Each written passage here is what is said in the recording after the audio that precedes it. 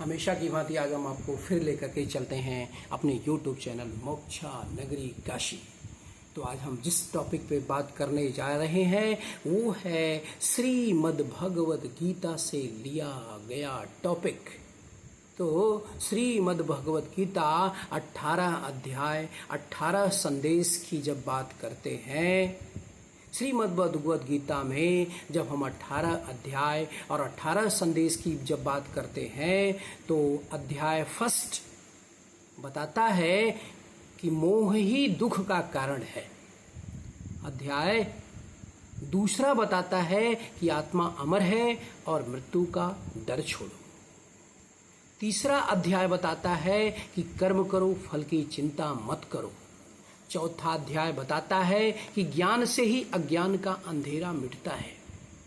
पांचवां अध्याय बताता है कि शांति अपने अंदर ही खोजे, शांति अपने भीतर ही खोजे।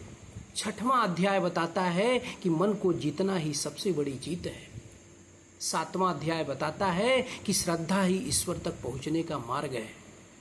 सातवां अध्याय बताता है कि श्रद्धा ही ईश्वर तक पहुंचने का मार्ग है।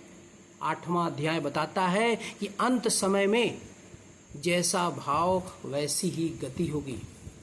आठवां अध्याय बताता है कि अंत समय में जैसा भाव वैसी ही गति होगी।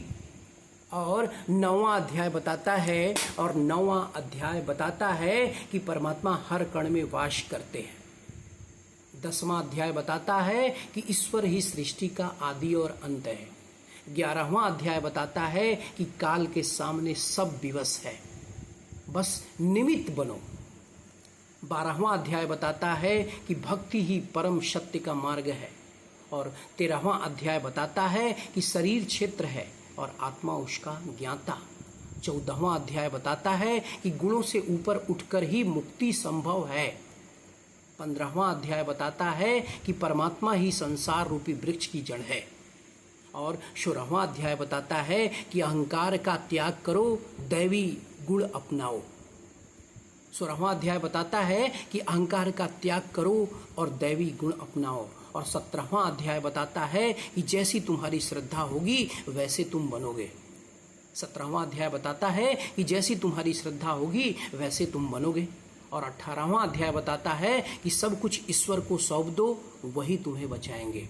18वां अध्याय बताता है कि सब कुछ ईश्वर को सौंप दो, वही तुम्हें बचाएंगे।